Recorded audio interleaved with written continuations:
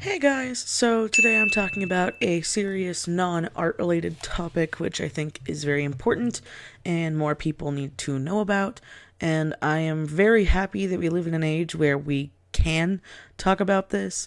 Obviously, if the title and the thumbnail bothers you and you do not want me to talk about this topic, you are free to not listen. That's fine. I just want to talk about my personal experiences with it and how I really wish we had more education on it.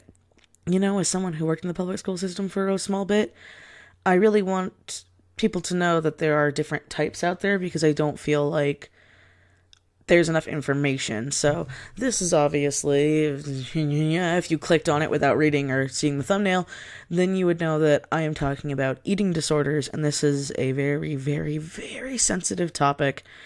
And a lot of people are probably going to be surprised since I'm a big bitch and I always claim that I am and I talk about it and stuff. And yeah, well, this was actually originally inspired. I wanted to do this when Jaden Animations made her video about it a long time ago, but she recently made a video about like fitness and New Year's goals and being healthy and all that stuff. And it really hit me to where, you know what, I want to talk about my experiences with this kind of stuff. Because I had an eating disorder. I still kind of do. And it's something that I feel should be talked about so people can understand the warning signs. Because for years, I didn't know it was an eating disorder. I didn't know I had a problem.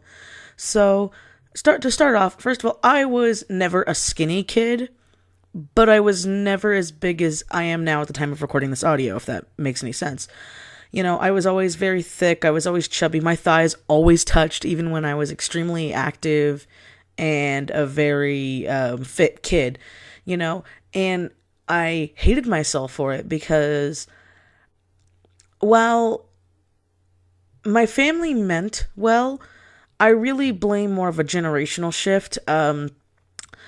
My grandmother on my mother's side was one of those people that was grossly obsessed with weight, and so it carried over to my mom, and my mom has her own kind of health issues that I don't feel comfortable bringing up because it's not my issues, but because I love my mom. I'm not talking bad about my mom, but because of that, that also carried over to where my mom would constantly question my weight because of my health, and that's because of how she was raised.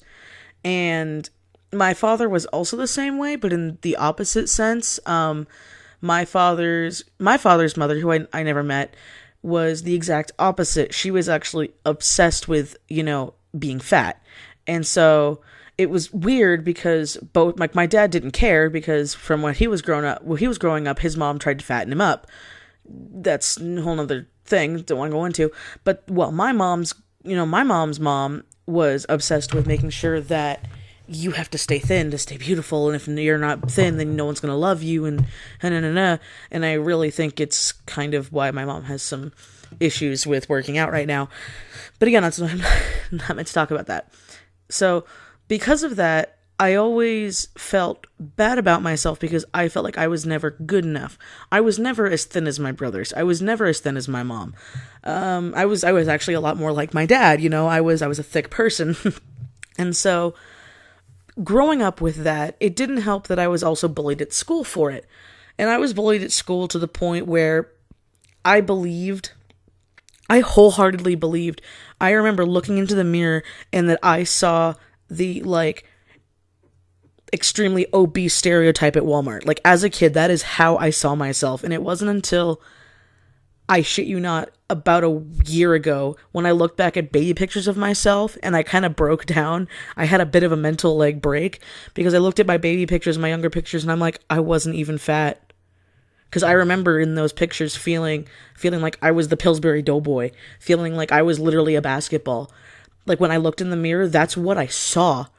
And I look at pictures now and I'm like, I wasn't that. I wasn't that big. And I never thought I had an eating disorder because I never made myself vomit, which is terrible to say because that's kind of like the thing. I remember when I was in school, that was it. You only had an eating disorder if you vomited. That was it.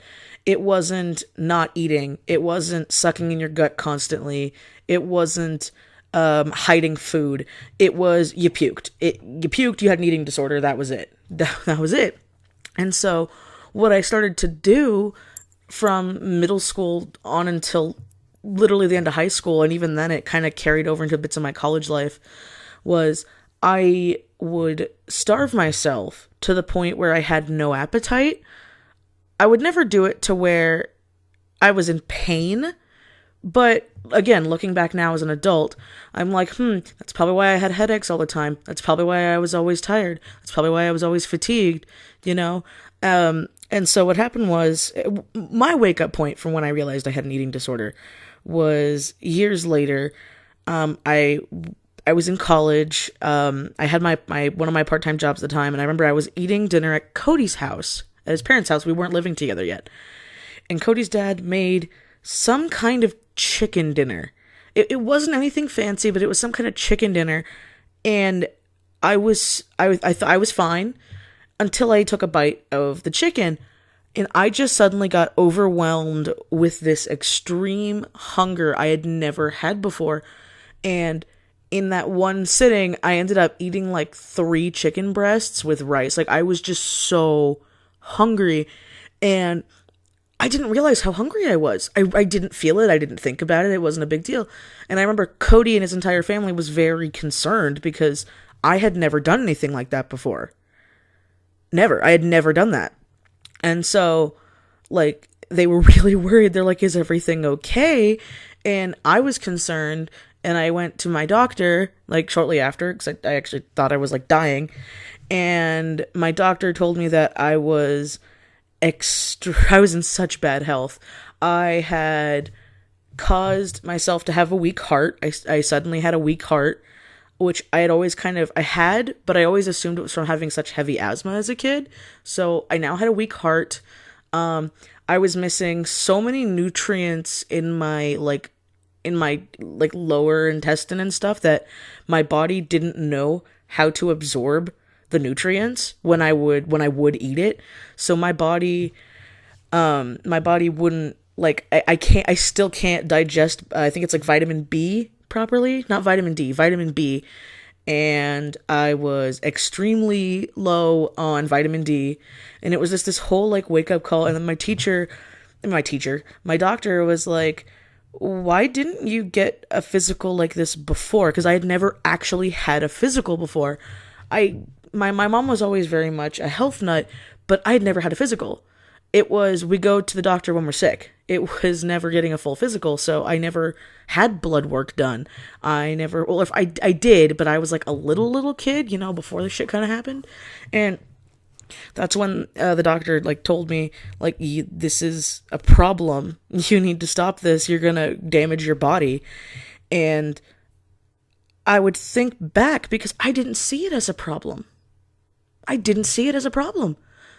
Because I kind of stayed the like same weight through most of high school, and then I started slowly gaining weight because I was eating. Who would have thought?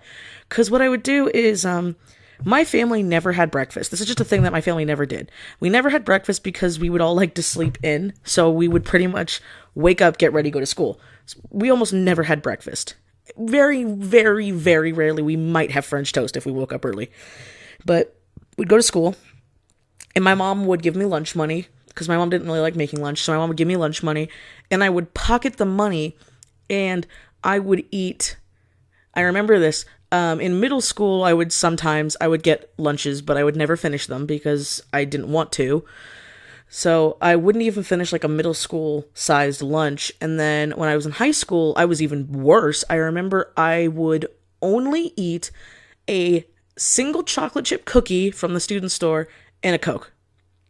That was it for the entire day. And maybe I would shake it up a notch. So instead of getting a cookie, I get like a bag of like Diet Chex Mix or something.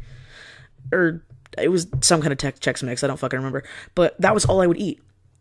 All day. That's all I would eat. And since my mom was always a health nut, me growing up, we always had the perfect portion size for our meals, you know? So they aren't really that big of portions. So I would go with eating literally a fucking cookie and some soda to then having a perfectly portioned dinner.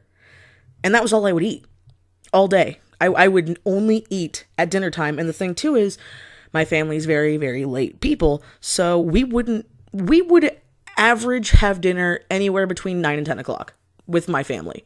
That was the average. It wasn't until, again, I started knowing Cody's family that they're like, yeah, you have dinner at like 5 or 6. And I'm like, really?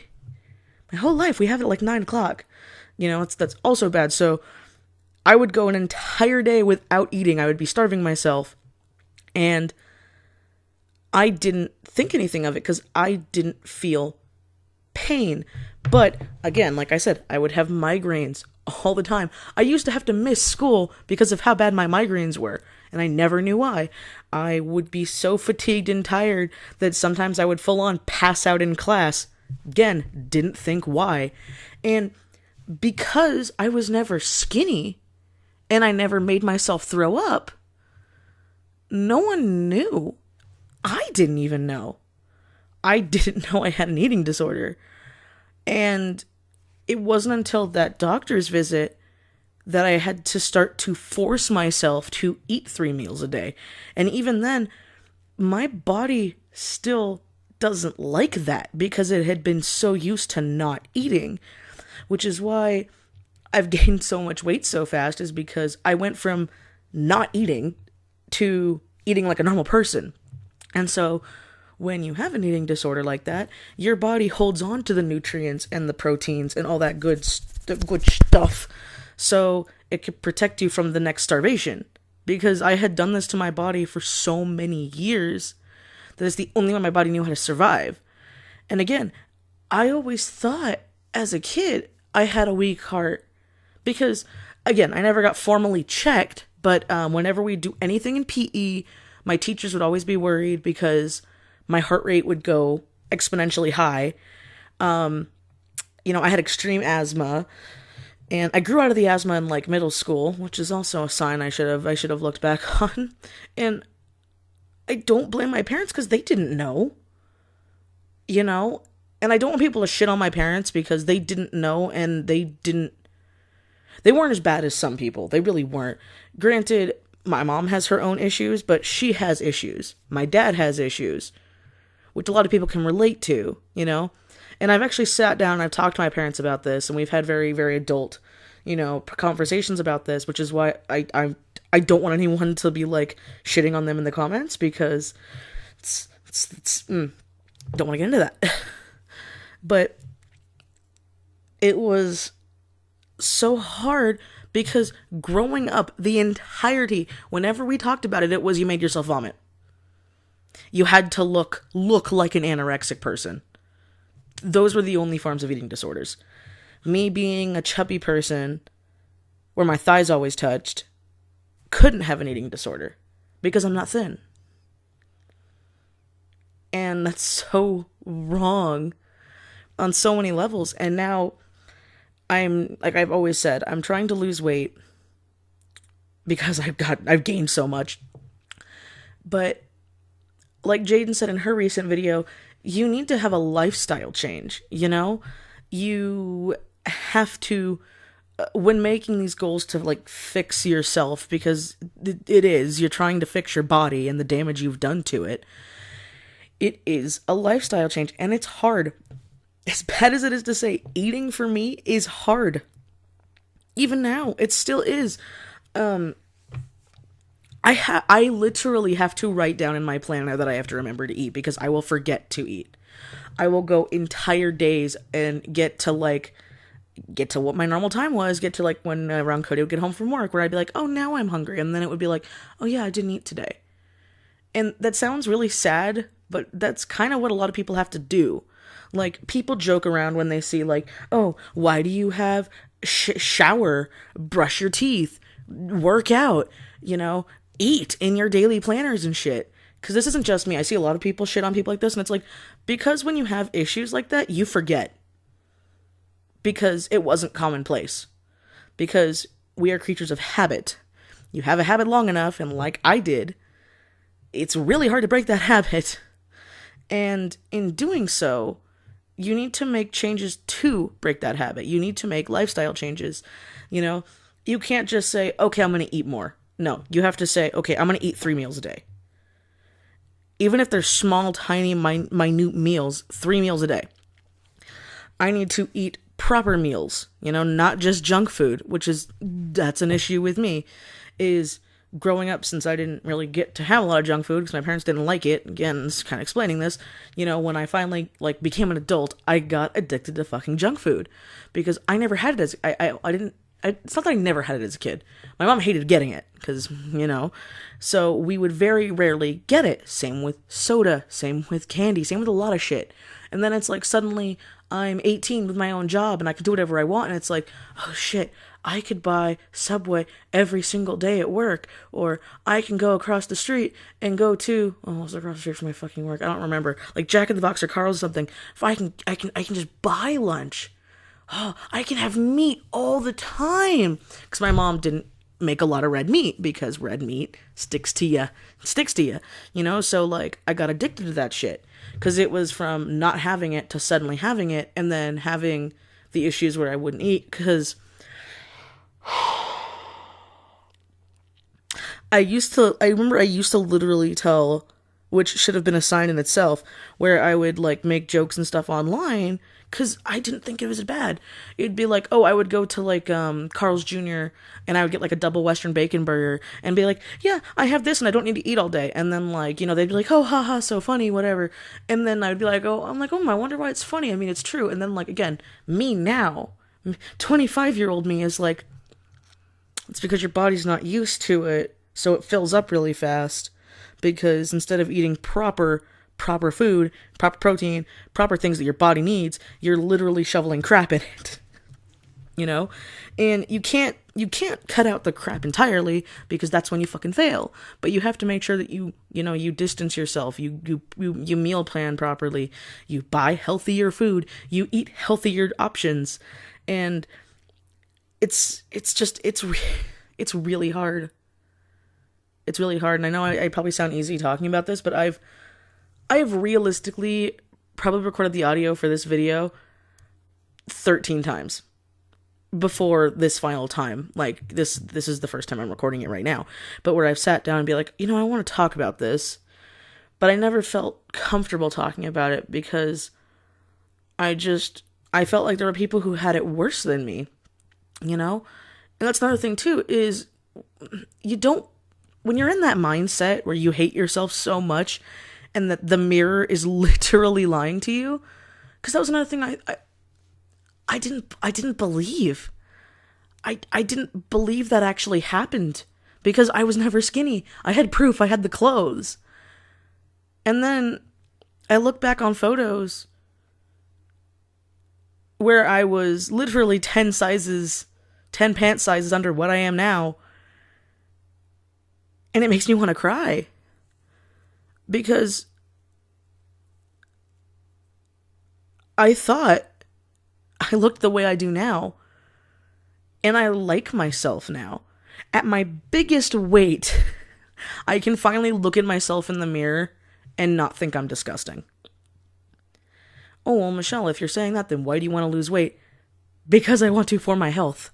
I'm not doing it for any other reason. I'm not doing it for a person. I'm not doing it for a goal. I am doing it for my health. And that's what you need to do it for. Because I used to want to be skinny for everyone else. I didn't want to be skinny for me. Because I thought if I was skinny, then I'd be pretty. Then people would like me. Then people wouldn't pick on me. Then the anxieties of people talking behind my back would stop happening, which, by the way, it fucking doesn't. And it never did. I think back to some of the really catty bitches I was friends with in high school, who would make fun of me then, at my thinnest weight, when I had an eating disorder. And I would just brush it off. Like, oh yeah, whatever.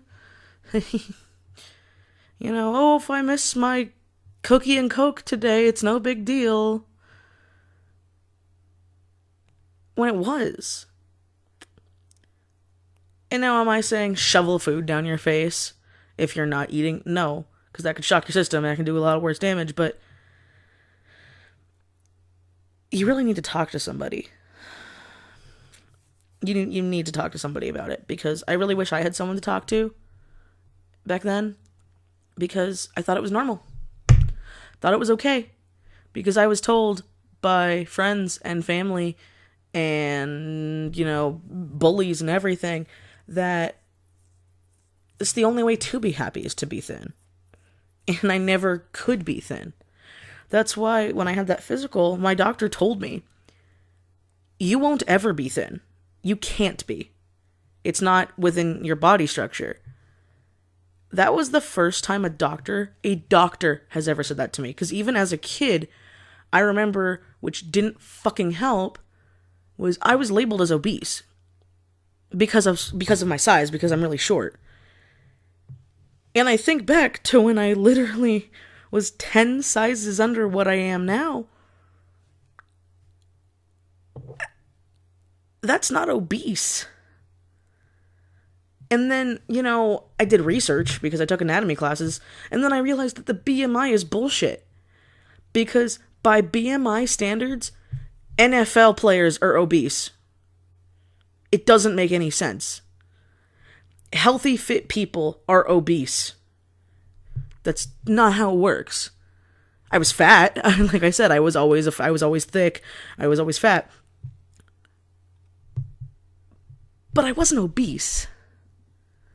And it's hard saying it now because I know that's what I am now. But I don't want to be. I want to get to that weight naturally. And you know what? Maybe I can't. Maybe I can't ever be that thin again. But I know I can weigh less than I do now. And must be like, oh, well, isn't that what are you talking about? This whole video is about getting over it. It's like, yeah, doing it the proper way. Doing it with lifestyle choices. And by that, not calorie counting, because people are dumb. And half the time, you need to, certain calories or certain things. It's just like how there's good fats and there's bad fats and all that other jazz. People want to do it for superficial reasons, and they make superficial goals that are unreachable.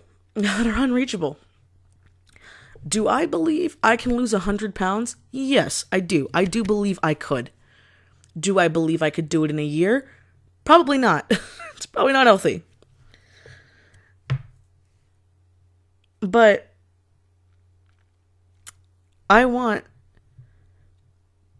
to be healthy for the first time in my life. And it took years of having to hear other people talk about the same issues I went through. Perhaps for different reasons, but... And then it's like, yeah, that's an eating disorder. But all we're ever told is, no, it's only that if you vomit. If you look like a walking skeleton. And that's not right. Because that's what messes people up. I know this is really depressing. And I made a goal not to make depressing videos, but I really needed to talk about this. Because I think it takes a lot of balls to talk about it. Because if someone can learn from this video, then I've done my job. And I think I'll leave it there before I just keep going on rambles and tangents. I love you guys. And as always, I will. See you next time. Bye.